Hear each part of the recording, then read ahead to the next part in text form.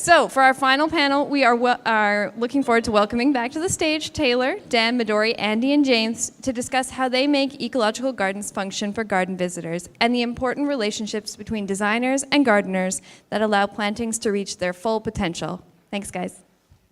Thank you. So much of what we heard today underscores the value of the work of the gardener, maintenance.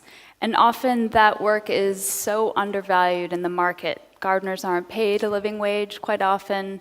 What do you think we could do to increase the value of that work, or perhaps make it possible for gardeners to earn more money?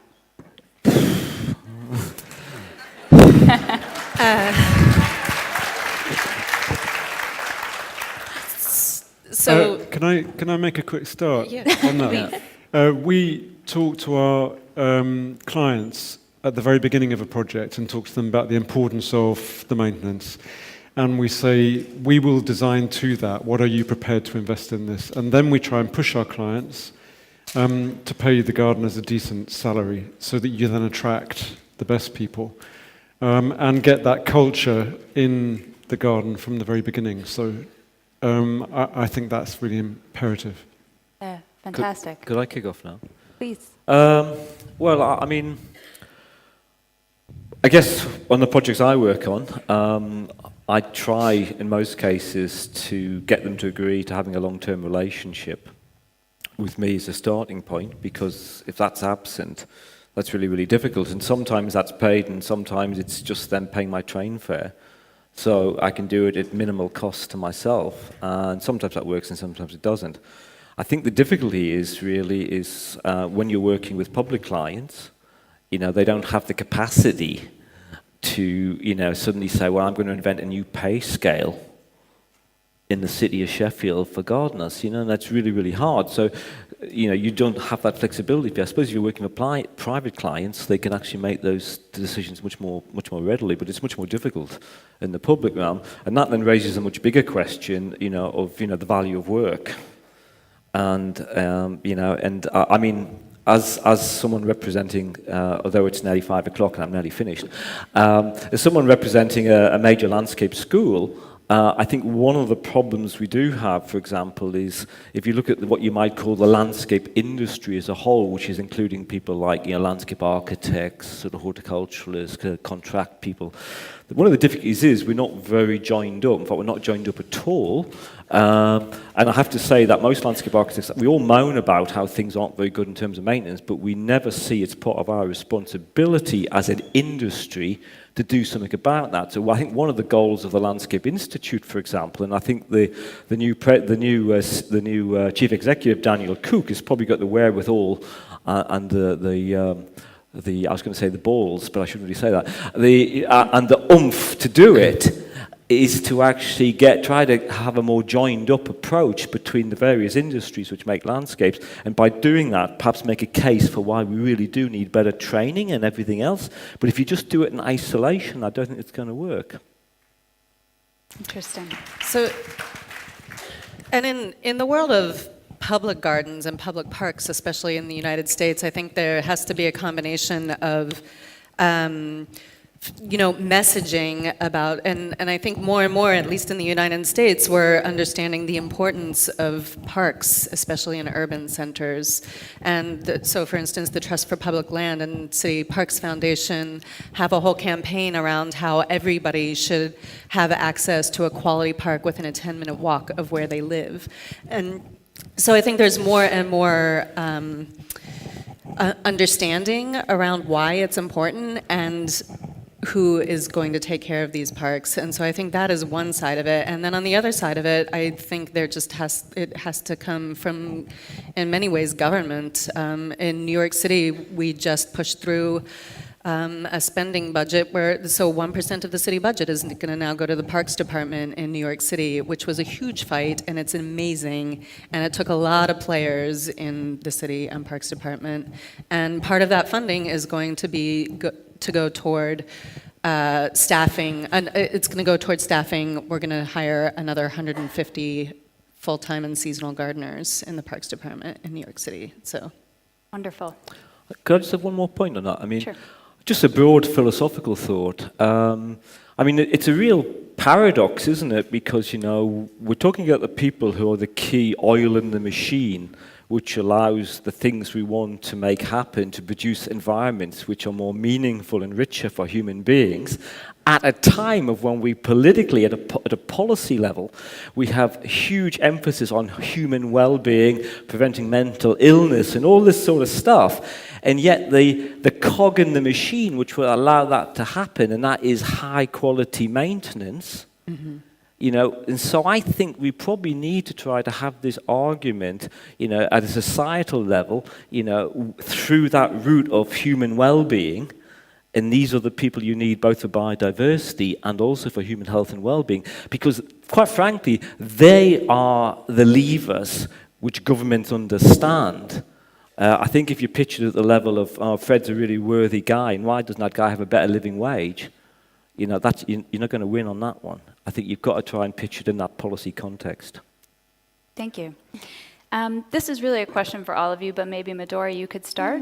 What do you think is the reason that you and Dan have such a close working relationship? What do you say to gardeners who aren't maybe in that position right now?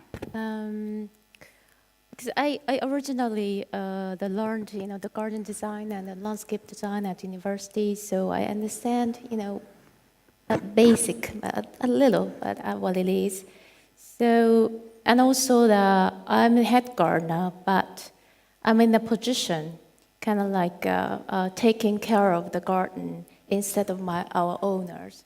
And also the owners wanting to, to make all these things happen with the best, the condition, for Dan is able to work in foreign country, and there are a few people that are able to speak in English.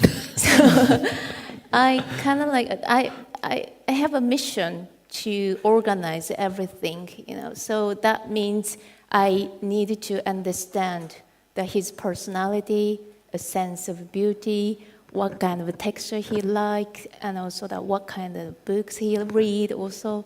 And that's the things, it's very important, don't you think so? We always discover, I think we have established good trust, which is completely mutual, and that was very quick, wasn't it? We were lucky. And I think it really helps, of course, that you speak such good English. Logistics. And that I think it's more than that, though. I think there's a cultural understanding of a Western way, a Western approach. So there wasn't you'd spent time training in Sweden before, so there wasn't the cultural differences weren't as big as they could have been, because they are significant in terms of the way that our gardens are maintained and Japanese gardens are maintained. So the naturalism was quite a big step to take, and Midori understood it very, very quickly. And then we've just kept talking, we keep talking, and our client, Mr. Hayashi, has been generous enough and wise enough to allow us this regular contact. So I go out once a year and spend a week at different times, and that means that we can monitor the garden regularly enough to keep it moving in the right direction. And Midori doesn't get too far behind with a question, because a year comes around really quickly. Right. And then we can tackle it from two ends of the season, either spring work or autumn work.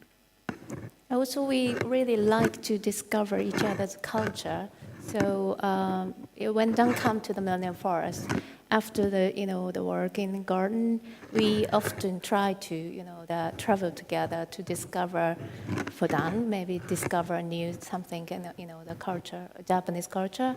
For me, rediscover. And then during winter and the autumn, I often come to visit him in UK. So we just try to keep communicating all the time. Midori helps me plant my snowdrops. Andy, do you have a long-term dialogue with Pete? How does that work? We do, yeah. So Pete comes to New York pretty regularly, and he can be very elusive. I will get a radio call from one of the gardeners saying, hey, did you know Pete's on the High Line right now? And I'll say, no, keep him there. Talk about the geranium wasloviana, whatever you need to do, just don't let him leave. But then he is also very, very generous with his time and his ideas, and I think he's also come to trust us. When I started on the High Line as a gardener in 2009, there were 5 of us, and all but one of us had never worked in this kind of naturalistic setting. We were all very traditionally trained at botanic gardens and training programs, and so we were all super excited about what was going to happen, and I think Pete really felt that, and he is also a designer who insists that his projects have a plan for long-term management of his garden, so that helps also. That also helps with valuing the work and making sure that people are paid properly. Great. Do you have anything to add, James? Not really. I mean, I think it's a very unique relationship. I mean, I'm not sure whether I want to have that close relationship with Joe. To be perfectly honest, I'm just that's a joke, you know. But I mean, I think it is a, you know, you've got a very special. I'm sat here thinking, would you work for me, please? Type thing. But no, I mean, hey, it's probably going. That's the nature of that relationship. It's probably going to be fairly unusual, I guess, in terms of, you know, the spectrum of your human experiences, isn't it? Type thing. I mean, I think in most cases, if you can get someone, you know, who's rather not quite so engaged, but who at least understands your goals. And I mean, I have the guy who manages Burgess Park, which is a major London public park, and a guy called Greg. And I mean, I've managed to form a relationship with him, and occasionally he sends me angry emails about how rubbish I am, yeah, and this sort of stuff, you know, because people who are at the business end, you know, you design these things and you think they're going to be great, and something that always work, and then the people on the ground have to pick up. So he does send me those angry emails, but he's fantastic, and I stick in there because he's really passionate about trying to make it work, and he's intelligent, and he wants to talk, and, you know, and I think if you've just got that's what you need. That's the base level you need, type thing. Great. I think we can all agree that the product that we've seen is quite compelling. How easy is it to sell the idea of having a very visible process? Could you just elucidate a bit more what you mean by the process? For instance, a field of nothing, in which you have to wait quite a while for germination to increase and eventually for a flower show. Well, I mean, I guess really, I think it's horses for courses. I mean, I don't think the seeding technique's for everywhere. I don't see seeding as a magic bullet. You know, it's just it's one technique of many to get to somewhere. It's got certain places where it's really valuable. I think you've got to pick your client very carefully, and I've certainly done it in places I shouldn't have done it in. And, you know, so I think it's just a question of making the decision whether it's actually, firstly, is it the right thing to do? I've had problems when I've tried to do it on too big a scale, when the maintenance skills or willpower hasn't been sufficient. So when it goes wrong, you haven't got a backup plan. But I think just in terms of the general process, I mean, what I try to do is I try to downplay people's expectations. So I tend to tell them, you know, nothing will flower in the first year. Sometimes perhaps nothing will flower in the second year. And then when something happens, they're really excited. Because you have to really manage expectations with seeding, because the thing you have to remember is like, you know, you've got a target. We normally go for targets of about 90 seedlings per square meter. Well, that's nothing. That's 1 gram of seed per square meter, and we're all used to sowing turf grass, and that's 30 or 40 grams per square meter. So you're talking about a seed population there of 10,000 per square meter. So when people look at it, they just simply say, well, God, he really is crazy, isn't there? There's nothing there. And I'm on my hands and knees saying, yeah, but look, there's 90 seedlings, you know, and they're just going, yeah, type thing. So there is that need to manage expectations. So I don't think it's for everywhere. I mean, I would pick and choose. Not for the High Line. We are always rethinking our process and talking about how we are doing things and trying to be innovative and curious about that. But one of our goals is that the visitors don't see that process. What we want them to see is something that feels good and not done, because a garden is never done, but I want them to feel like they are in it. And so one of the reasons when we get these new patches of shade or when we get sun glare in an area, one of the reasons we won't just do a wholesale renovation on a bed is because we want to see what the plants can do. We want to see how they'll acclimate to that environment and what we can keep. But also, we just want it to be a gradual process that isn't hugely impactful and invasive. Interesting. Do you have anything to add? I think when you're designing a garden or a landscape or an environment, you have to bring your clients or the people you're working with on board and tell the story, try and in a vivid way, so that they can see that, first of all, it is a process, that you have to make some mess to get through to something that is actually going to become the vision in the end. And that it's a stage-by-stage thing, so that if they are enjoying the process, they're brought along on board. We'll often plant something ahead of time in a place that isn't going to be disturbed, so they've got something to look forward to. Whether it's an orchard or depending on the scale of things. We'll show them things which we've done and explain the time frames that those things have taken. And again, it's about that communication, trying to communicate things well. And it's not to say that we haven't failed. You know, there are some clients that just are simply not patient enough. Or you wait the time frame that you believe is appropriate to that environment, and they're then disappointed. You know, they're still disappointed. And then it's tough sometimes, but it's a case of trying to bring them on board and making sure that they know as much about what you're doing as you can. I mean, just one quick thing to chip in. I mean, same sort of idea. I mean, very often on projects, if there's an opportunity, I'd really like to try to sow 100 square meters on the site the year before. And then everyone can get a sense of the process. I can get a sense of how it works and whether they've... I mean, we've been doing a project in northern Italy, and we did it 100 square meters, and the germination has been very, very poor, and it's pretty sure it's simply because the guy who's meant to water it hasn't been watering it. And if that's going to be the case when we do thousands of square meters, then we're doomed, basically.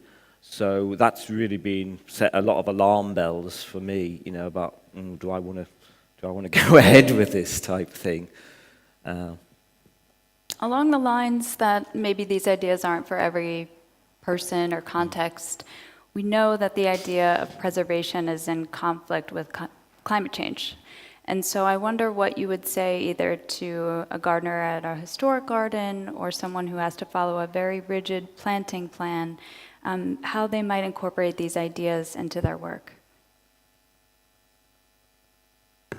Well, do you want me to kick off? Well, I mean, you know, if you look at, say, the traditional historic, you know, in Britain, you know, if you look at an organisation like the National Trust, you know, traditionally they have conservation plans which follow the architectural conservation plan model, and they tend to historically give the idea that the living fabric is somehow fixed. Now, of course, I would argue that what you're really trying to do in historic gardens is capture the sort of the ideas which was implicit in the original work, not the literal reality of it or the literal fabric, and therefore isn't necessarily any fundamental conflict with change in response to climate, because if those people were alive, they would be making those changes too. So you're really trying to flesh out the process, the intellectual process which makes that place. You're not saying, oh, because Jekyll always used that aster, you've always got to use that aster. I mean, I think that's a very crude way to look at that process. I think as designers and gardeners, we're adaptive. And that's one of our roles.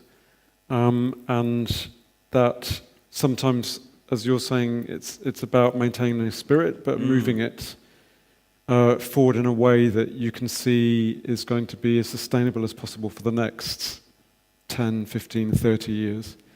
And you just have to take it stage by stage and not get disturbed by things being preserved in aspic, not try to preserve things in aspic.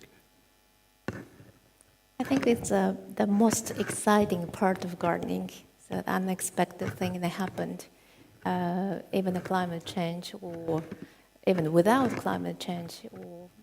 So, yes. You've had to manage a big change in the garden after the typhoon, haven't you? Yes. And there's a change that's happened which we don't understand. Some plants have reacted to it Yeah. one way, other plants have reacted to it another, both positively and negatively, and it's changed the balance in the garden quite dramatically. Yes, And even that's- in our first floor. Yeah. So we have found something very new in the native vegetation. So it's quite difficult to define what the native is as well. So yes, it's just always accept what it is. So that could be.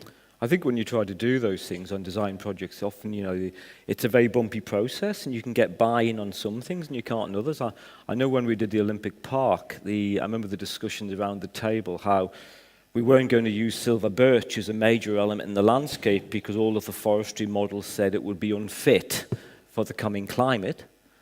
And then when we start moving on to the oaks we're going to use in the park, I mean, my response, being a bit of a maverick, was, well, we should be using southern Central European or Southern European oak genotypes, just the local ecotypes of what we call English oak, which would have better climatic fit for the future. But no one would buy into that. So it's a very irrational, bumpy piece to have to deal with, because some ideas are just easier for people than others. Yeah. I thought it was interesting that all of your projects have turf or lawns. Do you think as a group we should be rebelling against the idea of turf? Or are we able to create big public parks without it? It's a really good question. At the Highline, that was never part of the original design scheme. And really, it's a postage stamp size lawn. It's not very big at all. And we don't use chemicals. We don't spray. We do irrigate. But also people want lawns. People just, people wanted a place for their kids to crawl around and to lay down and take a nap and sit in the sun. And sometimes I think you just have to give people what they want, even if it's just a postage stamp size piece of that. And it gets loved to death. And we've had some pushback. We've had people say, well, why don't you put down AstroTurf, or why don't you?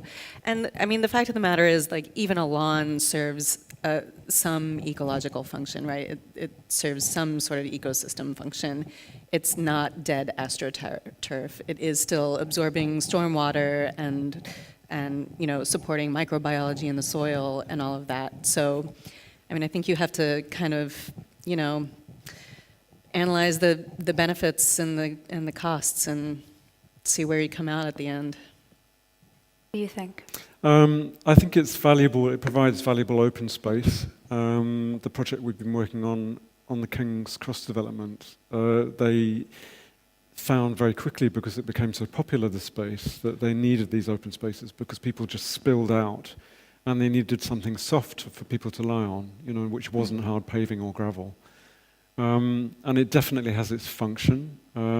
If we use it, we don't ever use chemicals on lawn. We just try to get people to accept that it's a matrix of things that is imperfect in terms of that lawn idea. But we're working in California at the moment, and we're trying to work with drought-tolerant grasses, which have a period of dormancy, where they just don't look good. They don't look as good as a lawn that would be irrigated.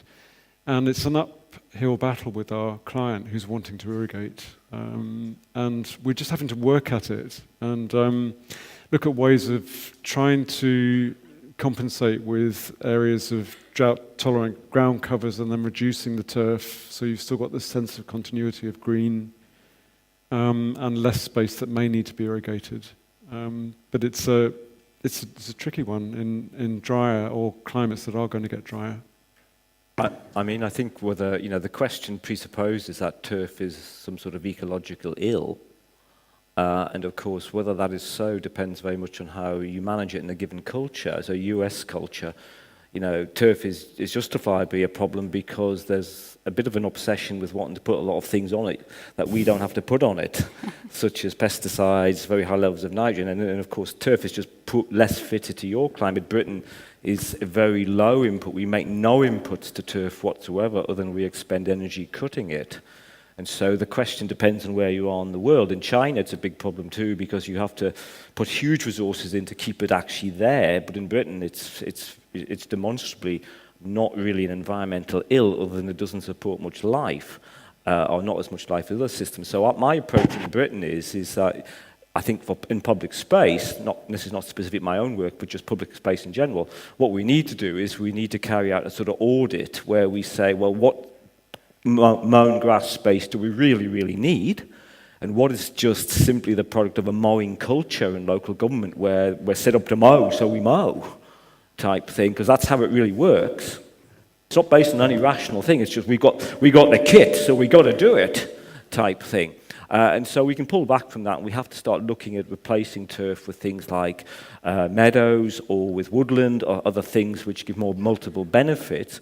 But I mean, turf is a very useful multi-use surface, so it's not we can ever get rid of it. I think the second thing is it's really interesting. We all assume that when turf turns brown, it's some great catastrophe in the world. But having just been through this very dry summer and just reading the local rags in Sheffield, for example, no one seems to be too stressed that all of Sheffield has been yellow. So, you know, perhaps we sometimes imagine people are going to riot in the streets. I think also that we all sit here in a pretty skewed position being in temperate climates. I think if we were all living in California, we might have a very different viewpoint on this, right? Like, I think, and I think probably watering a lawn in California right now should be criminal. It's not good. Sure. Yeah. Well, it almost is, isn't it? Yeah. It depends on who you are and how much money you have, I think. Yeah. I think it depends on our climate condition. Also, it's very important about design concept, I think, because our Earth Garden is, the very unique, and then a visitor loved it there. So I believe that there is a very special, the space, yes, created by turf. Yeah. What do you think, boss? I just asked the questions. Oh, come on. I know you got to. So I'm afraid we only have time for one more question, and I hope you all can answer. It struck me that throughout the entire symposium we heard such a wide range of ideas, many of which were quite scientific and based on observation and testing, but we all kind of circled back to the idea of intuition and the role that it plays in this kind of work. Could each of you describe how that works for you, or what that looks like? I will start. I started in 2009 with a group of 5 gardeners, and we immediately were also curious and so excited about the project that we formed a really tight team. And the level of collaboration and the level of discourse and curiosity and that goes on in a team like that is really, really special. And we all learned from each other, and we learned from Pete, and we learned from the architects. And also, I think just doing it together and just plunging in and sort of learning our best practices and our methods together has really allowed us to continue that as we have turnover and new staff coming on. We all have such an understanding of what our goals for the High Line are, that we're able to sort of infuse that into our new folks. But it's definitely an intuition, and some people definitely have a better eye for it than others, for lack of a better word. But I think if the passion is there, yeah. Interesting. I guess I'm here as mad scientist, aren't I? Sort of that's I'm the cold reptilian scientist type thing. Well, I mean, look, the stuff I do from a science base, we simply do that. I mean, I'm sure most of you would like to take drugs. I don't mean recreational drugs. I mean medical drugs that were tested for efficacy and lack of harm, and we use science to do those sorts of things. Now, I use science in my job in another way to do exactly the same sort of things so that we can understand how things work, so hopefully we can then do them in the real world. But of course, I'm as intuitive as the next person. So, you know, scientists simply do the number crunching, and then they bring their human cultural faculties to that data, and Fred will say, oh yeah, that's how it is because that's what they believe culturally, and Joe will interpret it an entirely different way because that's what they believe culturally. So we all do things intuitively, whatever our backgrounds are, type thing. So I'm the same as you and you and you. We all do that, don't we? And we do science on the High Line. Yeah. So I don't think it's a sort of quite, you know, intuition versus sort of cold logic. I think it is actually much more like that. And the best intuition is through good observation and informing yourself so that you're in a stronger position just to feel what's right or what's wrong. I mean, if the science says that, and I look at it and I say, nah, I'm going to say, sod the science, you know, because I'm a rational thinking human being, you know. Midori, do you have any closing thoughts? That's a big question. On intuition, of course. On intuition. I'm very educated by this symposium, and I think that the most important thing is just, again, about sharing pure plantsmanship. That's all about, I think so. Wonderful. Will you work with me still? Just got to dump him. We'll have words later. We were passing brown paper bags around, you know. Thank you all so much. That's the way to get more salary. Thanks, Taylor. Great. Thank you all so much for your thoughts.